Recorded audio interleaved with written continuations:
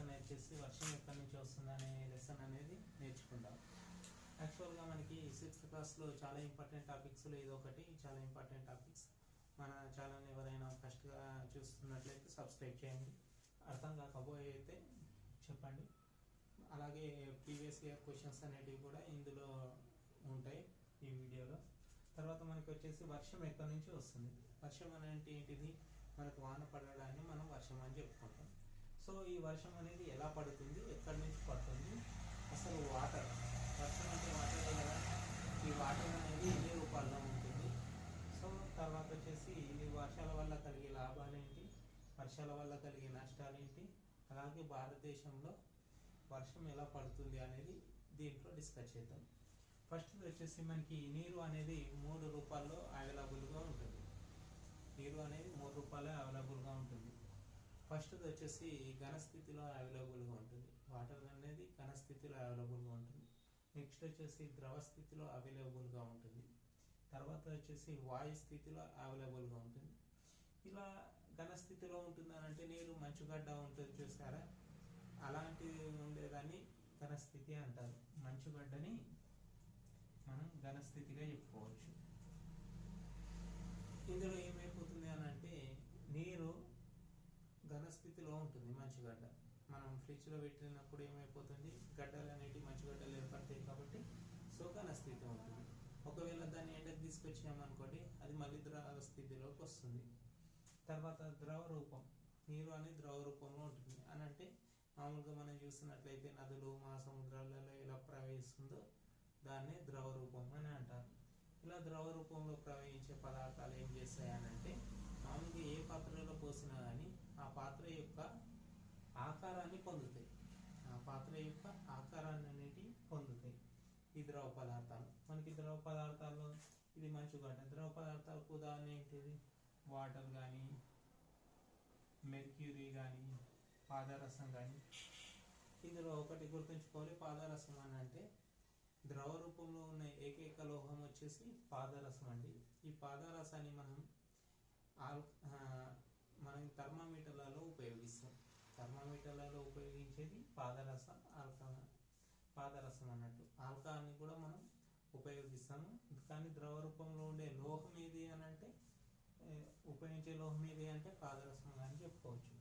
తర్వాత వాయు రూపం. మనకి నీరు అనేది నీటి ఆవిరి రూపంలో మారడాన్ని మనం వాయు రూపం అంటారు. వాయు రూపంలో కూడా ఉంటుంది కదా నీటి ఆవిరి అనేది. సో నీటి ఆవిరి అనేది మనకి వాయు రూపంలో ఉంటుంది. దీంట్లో వచ్చేసి మనకి ఇంకొక కొద్దిగా డెప్త్గా వెళ్తే ఈ చాప్టర్లోనే ఘన పదార్థం. ఈ ఘన పదార్థం ఉంది కదా, ఈ ఘన పదార్థం ద్రవ పదార్థంగా మారడాన్ని అంటే ఘన పదార్థం ద్రవ పదార్థంగా మారడాన్ని మనం ద్రవీభవనం అంటారు. ద్రవీభవనం అంటారు. ఘన పదార్థం ద్రవ పదార్థంగా మారడాన్ని ద్రవీభవనం అంటారు. అదే ద్రవ పదార్థం ఘన పదార్థంగా మారడాన్ని, ద్రవ పదార్థం ఘన పదార్థంగా మారడాన్ని ఘనీభవనం అంటారు. ఘనీభవనం అంటారు. గుర్తుంచుకోండి ఫ్రెండ్స్, చాలా ఇంపార్టెంట్ ఇవి. క్వశ్చన్స్ అనేటివి అడిగే ఛాన్సెస్ అనేటివి చాలా ఎక్కువగా ఉన్నాయి. ఇప్పుడు మనకి ఘన పదార్థం ద్రవ పదార్థంగా మారడం అంటే ఏంటి? మంచుగడ్డ ఉంది. మంచుగడ్డ అనేది మనం బయట పెట్టినాం అనుకోండి, అది ఏమవుతుంది? ద్రవ పదార్థంగా మారుతుంది. సో దీన్ని ఏమంటారు అని అంటే ద్రవీభవనం చెందింది అని అంటారు. అలా కాకుండా ద్రవ పదార్థం ఉంది, మనకు వాటర్ ఉంది, మనం ఫ్రిడ్జ్లో పెట్టినాం.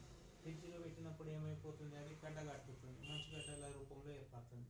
సో దాన్ని ఏమంటారు అని అంటే ఘనీభవనం అని అంటారు. ఈ ప్రాసెస్ని ఏమంటారు అంటే ఘనీభవనం అంటారు. ద్రవ స్థితిలో ఉండేదాన్ని వాయు పదార్థంగా మారడాన్ని, ద్రవ స్థితిలో ఉండేది వాయు పదార్థంగా మారడాన్ని ఏమంటారు అని అంటే, ఇప్పుడు ద్రవం వాయువుగా మారుతుంది కదా, ద్రవం వాయువుగా మారడాన్ని ఏమంటారు అని అంటే బాష్పీభవనం అంటారు. గుర్తుంచుకోండి, బాష్పీభవనం అంటారు. అంటే నీరు ఉంటుంది కదా, అది నీటి ఆవిరిగా మారే ప్రక్రియను ఏమంటారు అంటే బాష్పీభవనం లేదా ఇగురుట అని అంటారు. ఇది ఎక్కడ జరుగుతుంది అని అంటే మనకి మహాసముద్రాల్లో కానీ, నదుల్లో కానీ, మొక్కల్లో కానీ ఈ బాష్పోత్సర్గం కానీ బాష్పీభవనం కానీ జరుగుతుంది. 1 సెకండ్ ఫ్రెండ్స్. అర్థమైందా? ఇక్కడ దాకానైతే అర్థమేమై ఉండొచ్చు. తర్వాత జలచక్రం, ఇక్కడ చిన్న టాపిక్ నుంచి జలచక్రం ఉంది. ఈ జలచక్రంలో ఏం జరుగుతుందని అంటే ఫస్ట్ మహాసముద్రాలు ఉంటాయి కదా, మహాసముద్రాలు ఉండే వాటర్ ఏమవుతుంది అని అంటే నీటి ఆవిరి నీరు రూపంలో ఉంటుంది కదా. ఇది వచ్చేసి మనకి సూర్యుడి యొక్క వేడి వల్ల ఏం జరుగుతుంది అని అంటే నీటి ఆవిరి రూపంలో మనకి పైకి వెళ్తుంది. ఇలా పైకి వెళ్ళింది ఏం చేస్తుంది అంటే మేఘాల రూపంలో వచ్చేసి మనకి బిందువుల రూపంలో మనకి ఉంటుంది. మేఘాల రూపంలో బిందువుల రూపంలో ఉంటుంది. ఇలా బిందువుల రూపంలో ఉన్నప్పుడు ఏం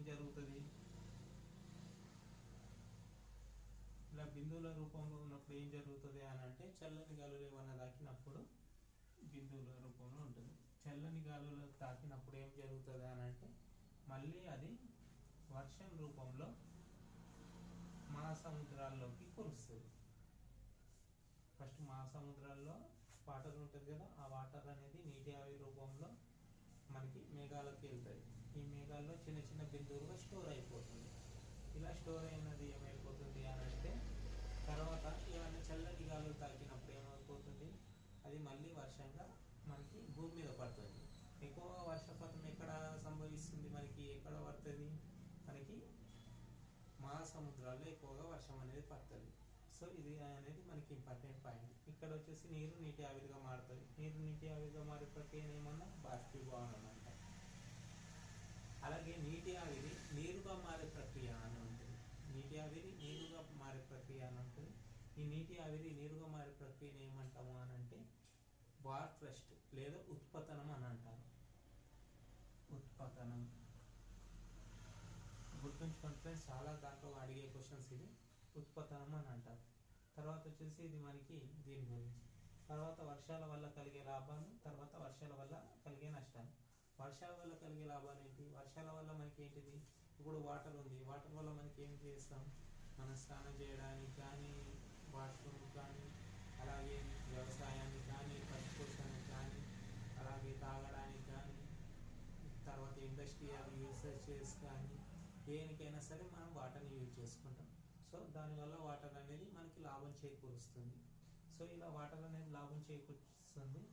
అలాగే మనకు వచ్చేసి మన బాడీలో కూడా వాటర్ కంటెంట్ ఉంటుంది. ఇలా వాటర్ కంటెంట్ ఉండడం వల్ల ఏమైపోతుంది అని అంటే బాడీ అనేది చాలా తేలికగా ఉంటుంది. వాటర్ కంటెంట్ లేకపోతే మనకి ఏంటిది, బాడీ అనేది అంత స్మూత్గా ఉండదు.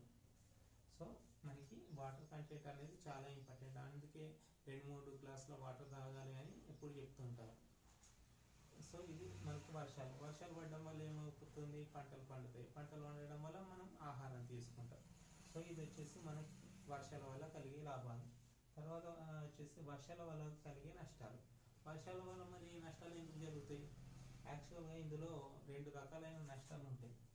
ఒకటి అతివృష్టి, రెండోది అనావృష్టి. అతివృష్టి అంటే మనకు సాధారణంగా వర్షం అనేది పడుతుంది కదా, ఎక్కువగా పడ్డది అనుకోండి వర్షం ఏమైపోతుంది, మనకు అతివృష్టి అని అంటారు. ఎక్కువగా పడితే మనకు అతివృష్టి అయితే వరదలు అనేటివి వచ్చేస్తాయి. వరదలు వచ్చేసి ఇల్లు కొట్టుకుపోవడం అలాంటివి అనేటివి చాలా జరుగుతాయి. ఇలా జరగడం వల్ల మనకి ఏర్పడే పరిస్థితిని ఏమంటాము అని అంటే అతివృష్టి అని అంటాము. తర్వాత వచ్చేసి అనావృష్టి అని అంటే అసలు వర్షమే పడదు. ఇంతకుముందు సంవత్సరంతో పోలిస్తే ఈ సంవత్సరం తక్కువ వర్షాలు పడుతున్నాయని అంటారు కదా టీవీలలో. దాన్ని ఎలా లెక్కిస్తారు అని అంటే ఇంతకుముందు ఎన్ని సెంటీమీటర్ల వర్షపాతం పడింది, ఇప్పుడు ఎన్ని సెంటీమీటర్ల వర్షపాతం పడింది అని దాని ప్రకారం మనకు కొలుస్తారు. ఒకవేళ అనావృష్టి వల్ల ఏం జరుగుతుంది, కరువు ఏర్పడుతుంది. వాటర్ అనేది రావు మనకి వర్షాల ద్వారానే. మన భారతదేశంలో ఎక్కువ శాతం వర్షపాతం వల్లనే పంటలు అనేవి పండిస్తారు. సో వర్షం అనేది ఎక్కువగా పడకపోవడంతో ఏమైపోతుంది, మనకు పంటలు అనేవి పండవు. పంటలు పండినప్పుడు తినడానికి తిండి అనేది తక్కువ అయిపోతుంది. సో ఇది వచ్చేసి అనావృష్టి. అలాగే వర్షాల ద్వారా ఏమైపోతుంది అని అంటే ఈ వర్షాలు అనేటివి ఒక సైడ్ నుంచి ఇంకొక సైడ్కి వెళ్ళేటప్పుడు మనకి చెప్పినా కదా, వరదలు కానీ కరువు కానీ ఇవన్నీ వస్తాయని. ఇవి వచ్చేసి మనకి వర్షాల వల్ల వచ్చే నష్టాలు. తర్వాత వచ్చేసి భారతదేశంలో మరి వర్షం ఎలా పడుతుంది, ఈ వర్షాన్ని మనం వర్షపాతంగా అంటాము. వర్షాన్ని వర్షపాతం అని అంటాం. భారతదేశంలో వర్షపాతం అనేది రెండు రకాలుగా వస్తుంది. ఒకటి నైరుతి ఋతుపవనాలు, రెండోది వచ్చేసి ఈశాన్య ఋతుపవనాలు. నైరుతి ఋతుపవనాలు దేని గురించి వస్తాయి అని అంటే మామూలుగా ఈ నైరుతి ఋతుపవనాలు అనేటివి మనకి ఎక్కువ వర్షపాతం ఇచ్చే ఋతుపవనాలు. ఇవి వచ్చేసి జూన్ నుంచి సెప్టెంబర్ వరకు మనకి జరుగుతుంది వర్షపాతం నైరుతి ఋతుపవనం. ఇది మనకి ఎక్కువ శాతం వర్షపాతం అనేది నైరుతి ఋతుపవనాల వల్ల జరుగుతుంది. సో ఈ నైరుతి ఋతుపవనాలు ఫస్ట్ వచ్చేసి మనకి కేరళ అనే రాష్ట్రాన్ని తాకుతాయి. ఫస్ట్ తాకేది ఏంటిది? కేరళ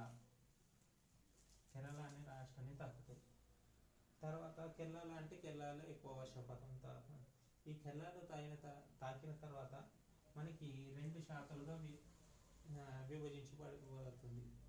ఒకటి వచ్చేసి బంగాళాఖాతం శాఖ, రెండోది వచ్చేసి మనకి అరేబియా శాఖ. బంగాళాఖాతం శాఖ మరియు ఇంకొకటి వచ్చేసి అరేబియా శాఖ. ఇవి అనేటి ఈ శాఖల ద్వారా వేరే వేరే రాష్ట్రాలకు అనేటి వర్షం అనేది వెళ్ళిపోతూ ఉంటుంది. మనకి నైరుతి ఋతుపవన కాలం జూన్ నుంచి సెప్టెంబర్ వరకు జరుగుతుంది. తర్వాత ఇది వచ్చేసి మనకి కేరళను మొదటగా తాకుతుంది. ఎక్కువ వర్షపాతం అనేది నైరుతి ఋతుపవనాల వల్లనే జరుగుతుంది. ఇది వచ్చేసి మనకి బంగాళాఖాతం శాఖ మరియు అరేబియా శాఖగా విడిపోతుంది. ఈ నైరుతి ఋతుపవనాల వల్లనే ఎక్కువ వర్షపాతం ఉంటుంది. సో పంటలు అనేటివి ఎక్కువ కాలం దాంట్లోనే పండిస్తారు. ఈశాన్య ఋతుపవనాలు అని ఉంటుంది ఇంకొకటి. ఈశాన్య ఋతుపవనాన్ని మనం అక్టోబర్ వేడిమి అని అంటారు. ఇందులో ఏమవుతుంది అని అంటే మామూలుగా బంగాళాఖాతం శాఖ ఉంటుంది కదా, అది తిరిగి వచ్చేటప్పుడు ఏం చేస్తుంది అని అంటే ఎక్కువ స్పీడ్లో వస్తుంది. ఎక్కువ స్పీడ్లో రావడం వల్ల అనేది వర్షం అనేది కురుస్తుంది. ఇలా కురవడాన్నే మనం ఈశాన్య ఋతుపవనాలు అని అంటారు. ఇది ఏ ఋతుపవనాల వల్ల కురుస్తుంది? ఈశాన్య ఋతుపవనాల వల్ల కురుస్తుంది. సో ఈశాన్య ఋతుపవనాల వల్ల కురిసే ఈ వర్షాలు ఏమంటారు అని అంటే చెడగొట్టు వానలు అని అంటారు. దీనివల్ల ఏమంటుంది అంటే పంటలు అనేటివి చాలా వరకు ఎక్కువ వర్షపాతం జరిగితే ఏమవుతుంది? మామూలు వర్షపాతం కంటే ఎక్కువ వర్షపాతం జరిగితే ఎప్పటికైనా సరే పంటలు అనేటివి పాడైపోతాయి. సో ఇది వచ్చేసి మనకి ఈశాన్య ఋతుపవనాల గురించి. ఇది మనకి తెలంగాణలో వర్షపాతం ఎలా జరుగుతుంది? మనకి నైరుతి ఋతుపవనాల వల్లనే ఎక్కువగా వర్షపాతం వస్తుంది. తెలంగాణలో మొట్టమొదట మనకి ఆదిలాబాద్ జిల్లాను దాకుతుందండి. నైరుతి ఋతుపవనాలు వచ్చేసి తెలంగాణలో మొట్టమొదట ఆదిలాబాద్ జిల్లాను దాకుతుంది. సో ఆదిలాబాద్ జిల్లాలో ఎక్కువ వర్షపాతం అనేది జరుగుతుంది. అంతేకాకుండా మనకి వర్షాలు అనేటివి పడేటప్పుడు మనకి ఓజోన్ పొర కానీ అవన్నీ మనకి దెబ్బతింటున్నాయి కదా ఇప్పుడు మనం చేసే కాలుష్యానికి. సో ఇలా దెబ్బతినడం వల్ల ఆ వర్షాలు అనేటివి సల్ఫర్ డైఆక్సైడ్ మరియు కార్బన్ డైఆక్సైడ్లతో కలిసి ఏం జరుగుతుందంటే భూమి మీదకి వస్తాయి. ఇలా రావడం వల్ల వీటిని ఆమ్ల వర్షాలు అని అంటారు. సల్ఫర్ డైఆక్సైడ్ మరియు కార్బన్ డైఆక్సైడ్ రావడం వల్ల వీటిని ఆమ్ల వర్షాలు అని అంటారు. ఈ ఆమ్ల వర్షాల వల్ల ఏమైపోతుంది? మనకు స్కిన్ వ్యాధులు వస్తాయి. అంటే చర్మ సంబంధిత వ్యాధులు అనేవి ఎక్కువగా వచ్చే అవకాశం ఉంది. సో ఇది వచ్చేసి మనకి వర్షం ఎక్కడి నుంచి వస్తుంది అనేది. మిగతా టాపిక్స్ అనేవి తర్వాత క్లాస్లో నేర్చుకుందాం. Thank you. మన ఛానల్ని సబ్స్క్రైబ్ చేయండి. Thank you for watching. జై హింద్.